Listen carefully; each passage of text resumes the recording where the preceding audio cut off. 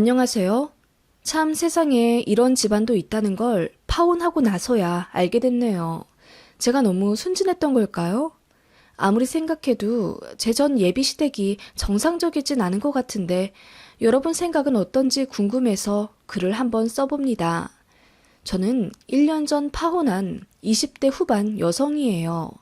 전 남친과는 8개월 정도 사귀다가 결혼 준비했고요. 전 남친 부모님, 그러니까 예비 시댁에서 저를 굉장히 마음에 들어 하셨어요. 전 남친보다 객관적으로 스펙도 괜찮고 무엇보다 제 성격이 차분하고 순하다며 그 점을 가장 높게 사시더군요. 맞아요. 저는 살면서 크게 화내본 적도 없고 순둥이라는 소리를 많이 듣는 편입니다. 웬만하면 둥글둥글 넘어가는 편이었고, 제 이런 점이 전 남친이랑도 연애 때 잘 맞았던 것 같아요. 전 남친이 좀 예민한 성격이었거든요. 남자들은 보통 크게 개의치 않아 하는 온습도를 목숨 걸고 적정으로 맞춘다거나, 오죽하면 집에 가습기가 종류별로 3대나 있어요. 초음파, 가열식 등등 저도 처음 들어본 걸로 구비해 뒀더라고요. 18평짜리 혼자 사는 자취집이에요. 그리고 식탁에 뭔가 올라오는 걸 병적으로 싫어했어요. 식탁에 밥 먹을 때 빼고는 아무것도 안 올리고 평소에 손도 안 대더라고요. 한 번은 제가 남친 집에 놀러 가서 무심코 핸드폰을 식탁 위에 올려뒀더니 막 화를 내더라고요. 스마트폰에 병균이 얼마나 득실거리는지 알아? 그걸 밥 먹는 식탁 위에 올려놓으면 어떻게 해? 아, 응, 미안해. 별 생각 없이. 근데 그렇게까지 언성 높일 일이야? 그냥 좋게 말해주면 안 될까? 아, 미안해. 나도 모르게. 내가 이제부턴 좋게 좋게 말할게. 나도 미안해.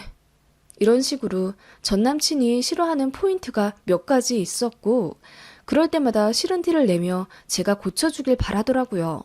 좀 깐깐하긴 했지만 평소에 워낙 자상한 편이었고, 전 남친에 비해 저는 좀 수더분하고 덜렁대는 편인데 그런 면을 전 남친이 많이 채워줬습니다.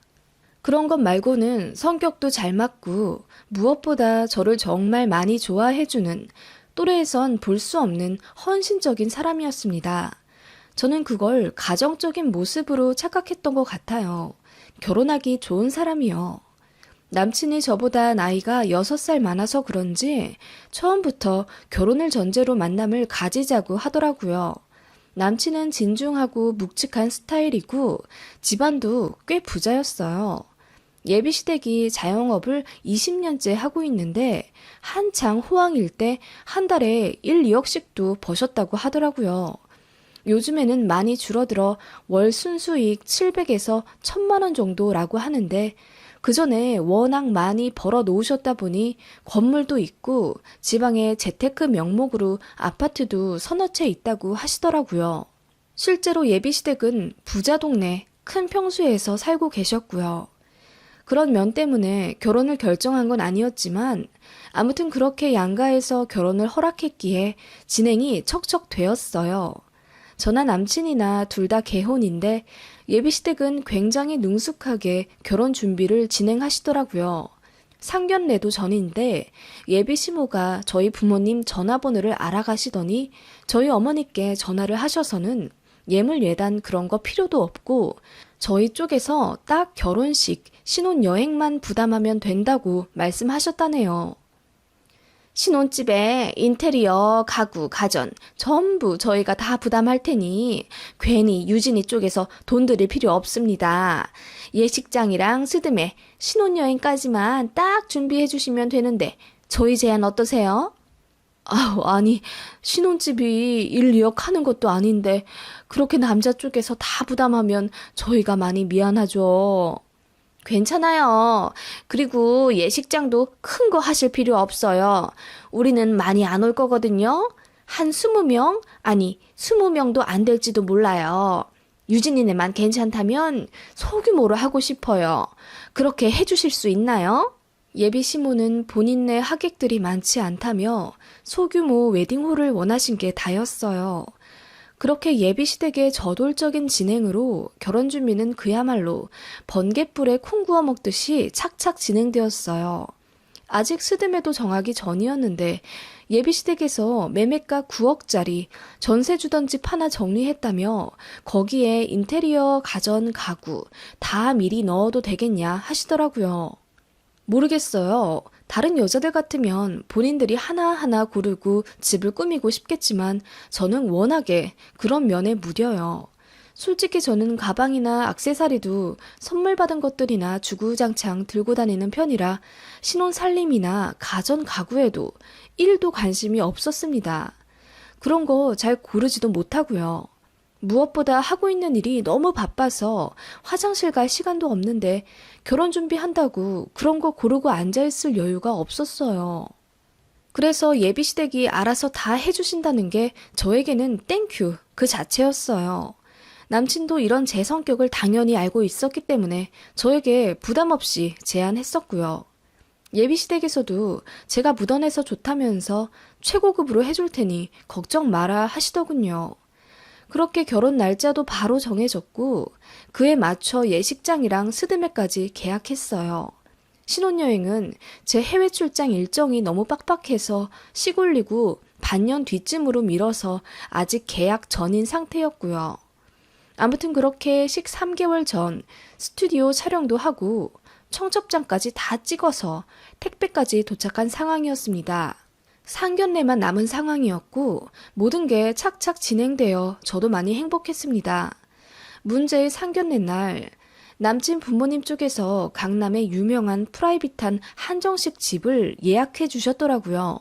저는 장녀인데 남동생이 군대에 가서 부모님과 저 셋만 나갔고 남친 쪽에서는 여동생 1명 더해서 총 4명이 참석했어요.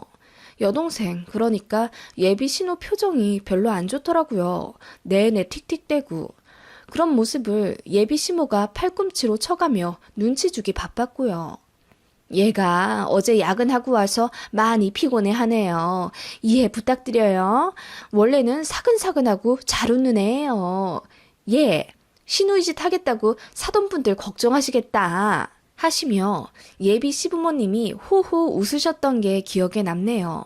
상견례는 어색했지만 한 번의 대화 끊김도 없이 자연스럽게 1시간이 후딱 지나갔어요. 지금 생각해보면 예비 시부모님이 너무나도 능숙하게 진행하셨던 것 같네요.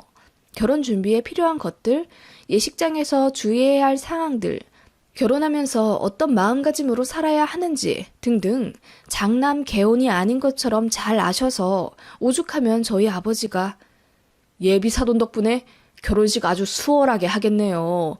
어쩜 그리 훤히 잘 아시나요? 묻자 저희 남친 포함해서 온 가족이 모두 당황해하며 인터넷으로 알아봤다. 조카들이 요 몇 년 우르르 결혼해서 다 안다 등등 횡설수설 하시더군요. 뭐 아무튼 저희 집이야 남친 쪽에서 워낙 많이 부담하니 고마워하는 마음을 많이 표현했습니다. 그러더니 예비 시부모님이 이내 조심스럽게 한 가지 제안을 하시더라고요. 정 그러시면 저희가 한 가지 제안을 좀 해도 될까요? 예비 시모가 조심스럽게 꺼낸 말은 이러했어요. 신혼집이며 가전 가구까지 모두 부담하는 대신 한 가지 약속만 해줄 수 있냐고 하더군요. 그게 뭐냐고 물으니 혼인신고를 결혼식 올리고 1년 뒤에 하는 것 어떻냐고 물으시더라고요. 1년 뒤에 혼인신고를 하라는 말씀이세요? 저희 아버지가 놀라서 반문하셨고 예비시댁은 요즘은 다 혼인신고 살아보고 하는 추세라 하시며 그 정도는 문제 될 것도 없다고 하시더군요. 실제로 제 주변 보면 결혼 전에 미리 혼인신고하는 경우가 없더라고요. 신혼집 대출 문제 때문에 미리 하는 경우가 아니고서야 제 회사 동료 선배들도 결혼하고 나서 반년쯤 지나서 했고요. 솔직히 살아보고 해도 늦지 않다는 생각이 저도 있긴 했는데 예비 시부모님이 먼저 그렇게 쿨하게 제안해 주시니 놀라울 뿐이었어요. 조금 찜찜해 하시는 건 저희 아버지 한 분뿐이었고 저랑 엄마 역시 그 부분에 동의했어요. 예비 시모가 이러시더군요. 내가 다른 것 때문에 그러는 게 아니라 도리어 신부 쪽이 막상 살아보고 우리 아들 마음에 안 들 수 있잖아요. 우리야 이렇게 착하고 능력 있는 딸 보내주시는 거 너무 감사하고 환영하지만 우리가 먼저 말을 꺼내긴 했어도 서로 좋은 제안일 거예요. 또 요즘은 이게 트렌드라고도 하고요. 우리 아들 마음에 안 들면 바로 내치세요. 이렇게 쿨하게 유머까지 섞어가며 말씀하신 예비 시모였고, 뭐 아무튼 그렇게 나름 화기애애한 상태로 상견례를 마쳤죠. 혼인신고 늦게 하는 것쯤이야 솔직히 크게 중요한 것도 아니었고요. 실제로 정신없어서 1년을 신고 못한 사람도 주변에 있었고요. 그래서 저는 그 부분에 별 생각 없었습니다. 예비 시모 말이 사실이기도 했고요. 요즘은 하도 결혼 초에 이혼 많이 하니까요. 다만 저희 부모님은 아무리 예비 시댁이 비교도 못할 만큼 부자긴 하지만 아무것도 준비 안 해가는 게 마음에 걸린다며 예비 신랑에게 시계라도 좀 선물해주고 싶다고 하셨고, 제가 남친 쪽에 의견을 전달하니 절대 예물하지 말라고 하더군요. 사실 남친한테 명품 시계가 2억에 있긴 한데 잘 안 차고 다니거든요. 정말 아무것도 준비하지 말라고 언성까지 높여가며 말씀하시던 예비 시모는 어느 날 저에게 전화를 걸어 정 그러면 스타일러나 신혼집에 넣어줄래? 스타일러 뭔지 알지? 다른 건 다 사서 넣어놨는데 스타일러만 없네. 스타일러가 출시된 지 얼마 되지 않은 상황이라 저는 몰랐고 인터넷을 뒤져보니 옷을 관리해주는 기계더라고요. 흔쾌히 알겠다고 했고 바쁜 시간 쪼개서 직접 대리점에 가서 남친이랑 스타일러를 골랐습니다. 그리고 신혼집에 넣는 시간까지 정해서 구매까지 완료했죠. 스타일러 들어오는 날짜에 남친이 가서 문을 열어드리기로 했는데 그날 남친이 너무 바쁘다며 여동생에게 부탁했더라고요.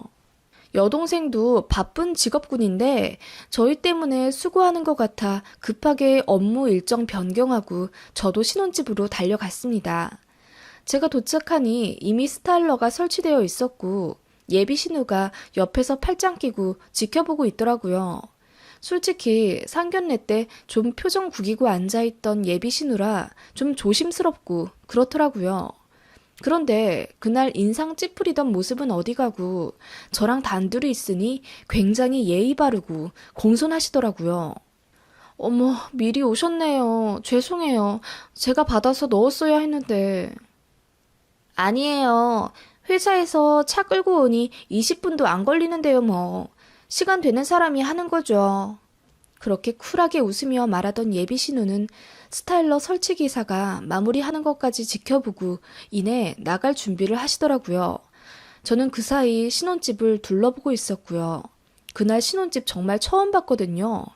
가전이나 가구 전부 젊은이들 좋아하는 모던한 취향이더라고요. 너무 예뻐서 깜짝 놀랐어요. 어머님이 직접 다 고르신 거죠? 저 너무 놀랐어요. 어쩜 이렇게 세련되고 잘 어울리게 고르셨을까요? 잡지 나오는 집 같아요. 제가 칭찬 일색으로 웃으며 말하자 예비 신우가 묘한 표정을 짓더니 한숨을 크게 쉬곤 입을 뗄 듯 말 듯 하시더라고요. 그게 저 사실은 예비 신우는 가방을 뒤져 가져온 생수를 벌컥벌컥 들이키더니 이내 다짐한 듯 저에게 가까이 와보라고 하더군요. 언니, 정말 많이 고민했어요. 그래도 같은 여자로서 이 말은 꼭 해줘야 할 것 같아서요. 지금이라도 늦지 않았으니 잘 생각해 보세요. 예비 신우가 많이 고민하다 꺼낸 말은 그야말로 충격 그 자체였습니다. 언니, 사실은 남친은 2번 결혼한 전적이 있었던 이혼남이라고 하더라고요. 첫 번째 결혼은 6개월 만에, 2번째 결혼은 불과 1달 만에 쫑났다고 하더라고요. 정말 너무 놀라웠습니다. 무엇보다 경악스러웠던 점은 이 신혼집이 바로 3번째 신혼집이라는 사실이었습니다. 네? 제가 3번째로 들어온 여자라고요? 네, 믿기진 않으시겠지만 이 가전 가구 전부 새 것 아니에요. 전부인들하고 썼던 거예요. 침대도 매트리스만 바꿨지 프레임 그대로고요. 2번째 여자하고 재혼할 때 바꿨으니까 1번 갈긴 했네요. 뭐라고요? 침대까지도요? 아, 저는 도저히... 제가 믿기 힘들어하자 예비 신우가 핸드폰을 꺼내 클라우드를 뒤지더니 결혼식 사진을 보여주더라고요. 네, 남친의 결혼식이었습니다. 두 번 다 다른 장소에 다른 여자들을 옆에 두고서 남친만 그대로인, 남친은 정말 두 번 결혼한 전적이 있는 사람이었던 거예요. 제가 얼굴까지 빨개지며 충격을 먹자 예비 신우가 이래도 본인 말을 못 믿겠으면 가전 가구 택에 붙어 있는 제조일을 보라고 하더군요. 보니까 놀랍도록 비슷한 시기에 3년 전쯤 제조되었더라고요. 전 남친 첫 결혼 역시 3년 전쯤이었다고 하고요. 그러니까 첫 번째 결혼부터 세 번째 결혼인 저에게까지 지금 이 상태로 물려 내려온 거였죠. 제가 입을 다물지 못하고 이내 눈물을 펑펑 쏟아내자 예비 신우는 제 어깨를 토닥이면서 미리 말을 못해서 미안하다고 하더라고요. 저희 엄마랑 오빠가 완벽주의자예요. 그래서 첫 번째 결혼도 의도적으로 혼인신고 안 하고 살았고요. 여자가 살림 꾸리는 거 마음에 안 든다고 저희 엄마랑 오빠가 첫 새언니 바람 누명 씌워서 쫓아냈어요. 이혼한 거죠. 그리고 두 번째 결혼 때는 시댁에 전화 안 한다는 걸로 싸우다가 한 달 만에 이혼했고요. 전부 혼인신고 안 해서 오빠는 서류상 총각이에요. 아니, 어떻게 그럴 수 있어요? 그럼 내가 세 번째 여자라는 말이에요? 미안해요, 정말. 미리 말 못해서. 참다 너무 심해서 저도 이젠 참을 수가 없겠더라고요. 저희 집에서 호적 파일 각오하고 말하는 거예요. 같은 여자로서 더 이상 입 다물고 있진 못하겠어요. 언니 너무 착하신 것 같고. 예비 신우가 말하다가 감정에 복받쳐 흐느끼더라고요. 저도 넋놓고 듣고 있다가 이내 정신 차리고 예비 신우에게 결혼식 사진을 보내줄 수 있냐고 물었습니다. 그렇게 사진 2장을 받고 회사로 돌아오는 내내 얼마나 울었던지 애꿎은 와이퍼만 계속 작동시키며 왔네요. 예비 신랑, 그러니까 남친에게 바로 따져 물었습니다. 그랬더니 처음에는 길길이 날뛰면서 어디서 소문 듣고 왔냐며 절대 아니라고 하다가 제가 사진 2장을 보여주니 화들짝 놀라며 누구한테 받았냐고 합성이라고 하더군요. 제가 예비 신우한테 얘기 다 들었다고 하니까 그제야 한숨 쉬며 신경질 나는 듯이 머리를 헝클어뜨리곤 예비 신우가 정신질환이 있어서 허언증 끼를 보인다며 믿지 말라고 하더라고요. 사진도 예비 신우가 합성한 거라고 하며 본인 말 좀 믿어달라고 눈물로 저에게 호소하더라고요. 제가 그 자리에서 바로 예비 신우에게 전화를 걸어 물어봤어요. 예비 신우 반응도 남친이랑 데칼코마니처럼 똑같았습니다. 처음엔 아니라고 날뛰다가 나중엔 예비 신우가 정신이 안 좋다 어쩐다 어이가 없더라고요. 그래서 물었습니다. 집에 가전 가구 이번에 들이신 거 맞으세요? 왜 전부 중고처럼 날짜가 예전 거죠? 그건 아니 좀 싸게 산다고 업자한테 중고로 받은 거야. 그건 미리 말 못해서 미안하다. 그래도 얘 새 것 같잖아. 얼마 쓰지도 않았어 다들. 얼마 쓰지도 않은 걸 어떻게 하세요 어머님께서? 제 말에 예비 신부는 아무 말 못하고 말을 버벅거리시더라고요. 정말이지 모든 것들이 거짓이었습니다. 소름이 계속 돋고 미칠 것 같더라고요. 바로 부모님께 말씀드리니 난리가 났습니다. 그야말로 극대노하셨고 예비 시부모한테 전화해서 소리치며 쌍욕까지 하셨습니다. 남친은 그날 이후로 제 연락도 안 받고 잠적한 상태라 부모님이 남친 회사까지 찾아갔었는데 결국 못 보셨고요. 사과 한마디 없이 그렇게 잠수 탄 겁니다. 열받은 저희 부모님과 저는 바로 혼인빙자 사기죄로 고소를 진행했어요. 제가 금전적 피해를 뚜렷이 보지 않았기 때문에 형사로는 어렵고 민사소송만 가능하다고 하더라고요. 제가 고소한다고 하니까 그제서야 남친이랑 남친 부모님이 슬그머니 연락 와선 미안하다고 사과하면서 위로금 명목으로 1,000만 원 정도 준다고 하더라고요. 그러면서 하는 말이 고소해도 위자료로 얼마 못 받는데요. 그거 받을 바에 그냥 조용히 1,000만 원 받고 끝내는 게 서로 좋지 않을까요? 어차피 맨몸으로 그 좋은 신혼집 들어올 거였으면서 뭐가 그렇게 억울하다고 이렇게까지 하세요. 잘 못 알아보고 결혼한 딸아이 잘못도 있습니다. 이런 식으로 예비 시모가 미친 소리를 했고 화가 머리끝까지 난 저희 부모님은 바로 변호사 선임해서 그 집안을 고소했습니다. 결과적으로 결혼 준비에 쓴 금액만 인정되어 위자료로 지급하라는 판결이 나오긴 했지만 그 집에서는 뭐가 그렇게 억울한지 무죄 나올 때까지 항소한다더군요. 그렇게 진행 중입니다. 정말 어이가 없죠? 남친 회사에도 이 뭐 같은 만행이 다 알려져서 얼굴 못 들고 다니게 되자 아예 사표 냈다고 하더라고요. 남친 회사에서는 첫 번째 결혼까지만 알고 있고 그 이후 2번의 이혼까지는 몰랐다고 하더라고요. 전 남친이 그 흔한 SNS도 안 했고 카톡 프로필 사진도 아예 없이 살아서 최측근만 알 뿐이지 본인 입으로 얘기하지 않으면 아무도 몰랐던 거예요. 그런데 이번에 다 까발려져서 완전 개망신 당한 거죠. 저랑도 그런 식으로 일단 살아보고 마음에 안 들면 바로 내치려고 했었나 보더라고요. 제가 워낙 묻어나니 안 걸리고 넘어갈 줄 알았나 보더라고요. 예비 신우는 건너 건너 얘기 듣기로 집에서 완전히 내쳐진 상태라더군요. 거의 연 끊긴 상태라고. 예비 신우도 그거 각오하고 진실을 폭로해준 거고요. 늦게라도 말해줘서 고맙다고 해야 하는 건지.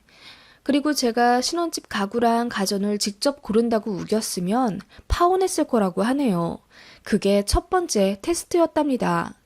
중고 신혼집에 들어가 3번째 여자로 살 뻔했던 저. 만약 조금이라도 잘못한 게 생기면 이전 여자들처럼 어김없이 내쳐지게 되겠죠? 첫 번째 전처처럼 억울하게 누명까지 쓰여지면서 말이에요. 완벽주의자 혹은 결벽증 환자 같더라니. 그런 식으로 본인 호적 더럽히지 않고 결혼하기 좋은 최적의 여자를 고르고 골라 최후의 자리에 앉히려고 했던 미친 집안의 수법에 제가 놀아난 거 아니었나 싶습니다. 참고로 전 남친 친구들도 모두 한통속이었어요. 작정하고 속이니 저도 당해낼 도리가 없었죠. 그 이후로 남자 만나기 꺼려지더라고요. 제가 너무 안일하게 있었나 하는 죄책도 들고요. 그래도 청첩장 돌리기 전에 파혼해서 불행 중 다행이라는 생각이 드네요. 전 부인들이랑 뒹굴었던 침대에서 아무것도 모르고 그 남자와 함께 잠들 뻔했다는 생각만으로도 오금이 저립니다.